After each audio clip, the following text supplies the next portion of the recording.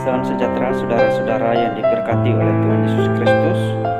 Saat ini dalam renungan harian yang saya sampaikan saat ini, temanya adalah penghakiman Kristus. Namun sebelum itu mari kita berdoa.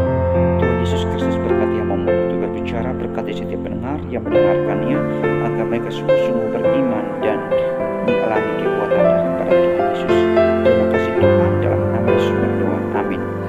Salam sejahtera saudara-saudara sekalian yang diberkati. Topik yang saat ini saya sampaikan yaitu penghakiman Kristus. Jadi sangat jelas Kristus menjelaskannya dalam kebenarannya bahwa Ia akan datang kembali untuk menghakimi semua orang di muka bumi ini. Karena itu sebagai orang Kristen, orang beriman dengan Tuhan Yesus, jangan sampai ragu bahwa Yesuslah Tuhan. Banyak pertanyaan-pertanyaan muncul yang kadang-kadang mengkategorikan bahwa Yesus itu bukan Tuhan. Seperti mereka mempertanyakan Yesus, apakah Yesus itu Tuhan atau manusia biasa? Kalau Yesus Tuhan, di manakah ayatnya berbicara bahwa akulah Tuhan, sembahlah aku?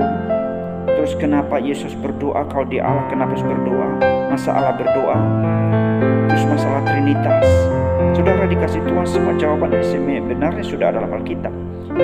Kalau kita membaca Alkitab, kita pahami betul bahwa Kristus adalah Tuhan. Yesus adalah Tuhan, bukan sebatas manusia biasa yang diragukan oleh banyak orang. Tapi Yesus membuktikan bahwa Dia Tuhan. Karena itu kita boleh beriman dan sungguh-sungguh percaya bahwa Kristus Tuhan kita adalah Allah yang sejati. Nah, dengan demikian Yesus akan datang kembali sebagai hakim yang terakhir untuk menghakimi dunia.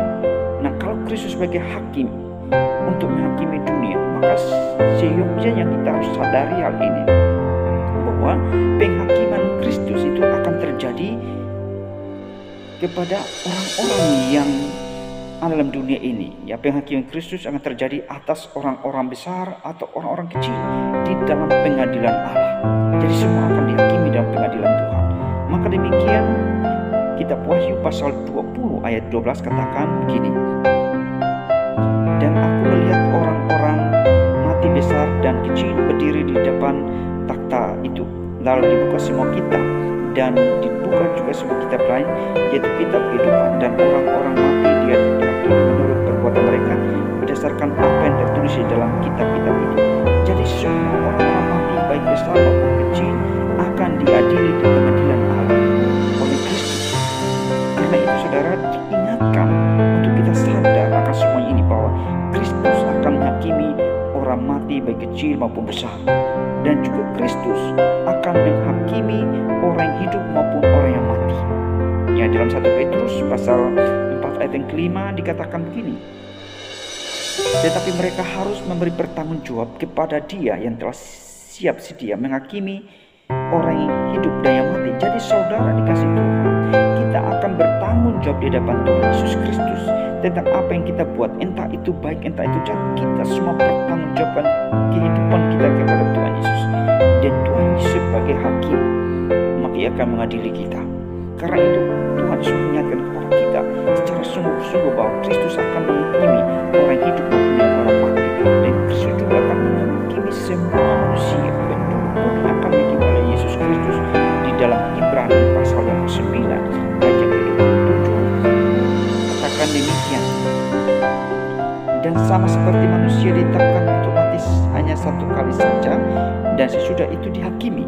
Jadi kita mati nanti akan dihakimi oleh Yesus sebagai penguasa, sebagai pencipta, sebagai Tuhan. Jadi saudara-saudara dikasih Tuhan, jadi sangat jelas bagi kita sebagai orang Kristiani bahwa Yesus sebagai hakim yang adil. Ia akan menghakimi siapapun, orang besar maupun kecil, orang yang mati, yang besar kecil akan dihakimi oleh Tuhan Yesus, dan yang hidup maupun yang sudah mati dihakimi. Semua manusia akan dihakimi oleh Tuhan Yesus. Jadi kepastian penghakiman itu akan terjadi.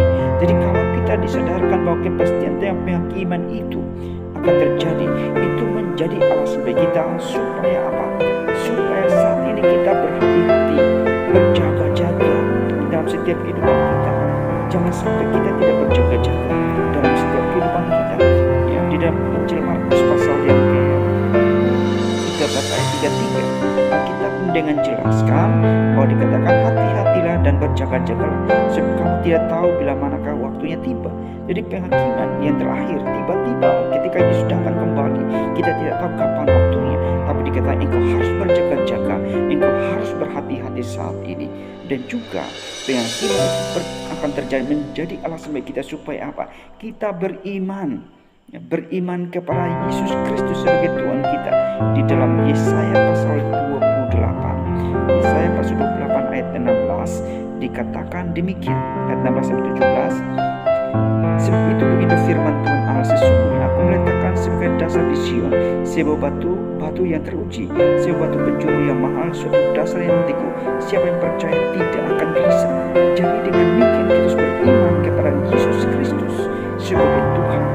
Maka dengan demikian kita disadarkan supaya kita menjaga hidup kita dengan beriman dengan Tuhan Yesus Kristus.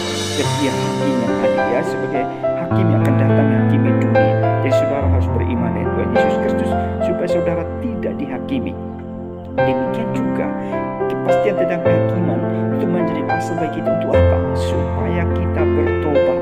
Ya, dalam Kisah Para Rasul pasal 30, Kisah Para Rasul pasal 13, ya, Kisah Para Rasul pasal 17 ayat yang ke-30 itu demikian firman Tuhan, dengan tidak memandang lagi zaman kebodohan, maka sekarang Allah memberitakan kepada manusia bahwa di mana-mana semua mereka harus bertobat, karena Ia menetapkan suatu hari pada waktu di mana Ia akan adil, akan menghakimi dunia oleh si orang yang telah ditentukannya, sesudah Ia memberikan kepada semua orang suatu bukti tentang hal-hal itu dengan membangkitkan Dia dari antara orang mati. Jadi saudara dikasih Tuhan, firman Tuhan menegaskan bahwa saudara harus bertobat, sebab dalam pertobatan itu maka saudara akan memiliki hidup yang kekal, sehingga saudara tidak mengalami kebinasaan.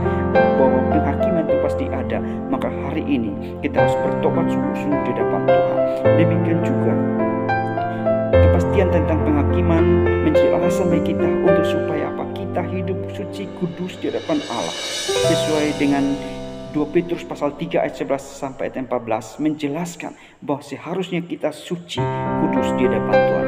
Jadi saudara-saudara dikasih Tuhan, berdasar kebenaran ini bahwa kepastian tentang penghakiman menjadi alasan bagi kita untuk berhati-hati, untuk beriman, untuk bertobat sungguh-sungguh, untuk hidup suci. Dan juga ini menjelaskan bahwa iblis akan dibinasakan. Jadi melalui kebenaran ini, saudara-saudara sudah diberikan pengertian, saudara memahami selayaknya engkau hidup sesuai dengan firman Tuhan, bahwa penghakiman Kristus akan terjadi melalui kita hidup benar di hadapan Tuhan, supaya tidak binasa. Tuhan Yesus memberkati firman-Nya, dan saudara dimanapun berada, kiranya diberkati saudara dan hidup saudara, supaya saudara hidup berkenan di hadapan Tuhan, sehingga saudara tidak binasa. Biarlah kebenaran firman Tuhan memberkati kita. Kita berdoa. Terima kasih Tuhan,